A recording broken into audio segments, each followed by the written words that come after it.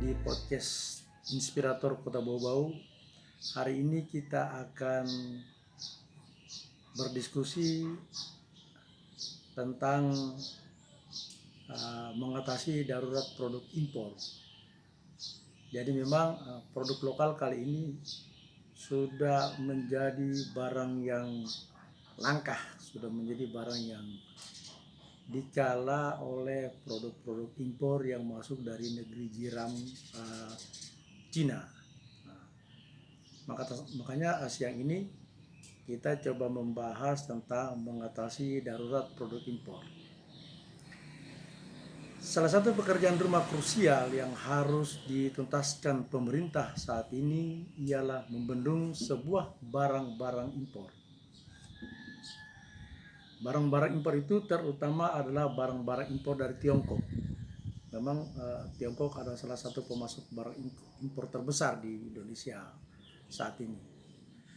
Bukan tanpa alasan, barang-barang impor dari Tiongkok harus menjadi perhatian serius oleh pihak pemerintah pusat.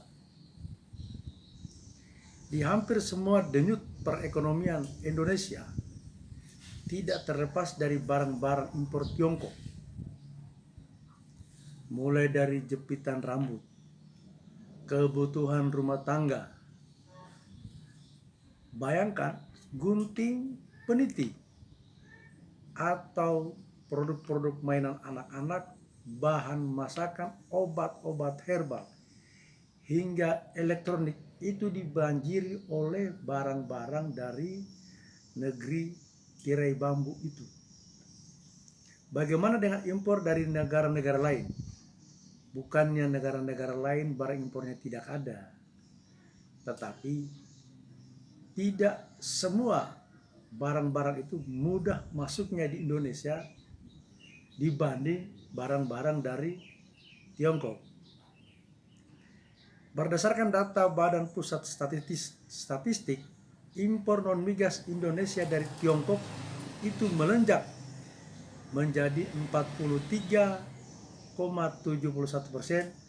pada Mei 2023 jika dibanding dengan bulan April yang lalu. Itu yang tercatat. Angkanya bisa jadi lebih besar sebab barang-barang impor yang masuk secara ilegal juga sangat besar. Ini juga perlu pengawasan dari instansi terkait ya, atau departemen terkait terhadap barang-barang impor yang masuk secara ilegal. Invasi barang-barang impor tersebut harus dibendung karena sangat berbahaya bagi ketahanan ekonomi dalam negeri kita. Invasi barang-barang itu dapat membinasakan usaha mikro kecil dan mengena UMKM dalam negeri. Padahal UMKM merupakan penunjang utama perekonomian nasional. UMKM itu memang salah satu landasan kuat untuk laju pertumbuhan ekonomi nasional. Sebab UMKM adalah penopang perekonomian nasional yang kata diterjang badai krisis moneter pada tahun 1998 dan krisis ekonomi di tahun 2028. Jadi memang waktu krisis moneter di tahun 1998 dan krisis ekonomi di tahun 2008, UMKM adalah salah satu penopang. Kalau UMKM saat itu tidak digenjot, maka keanjlokan perekonomian Indonesia itu jauh lebih anjlok. Nah, kontribusi UMKM terhadap produk domestik bruto mencapai 60,5%. Selain itu, penyerapan tenaga kerja sektor UMKM ialah 96,9% dari total penyerapan tenaga kerja nasional. Apa jadinya jika UMKM yang ada tersebut kolaps?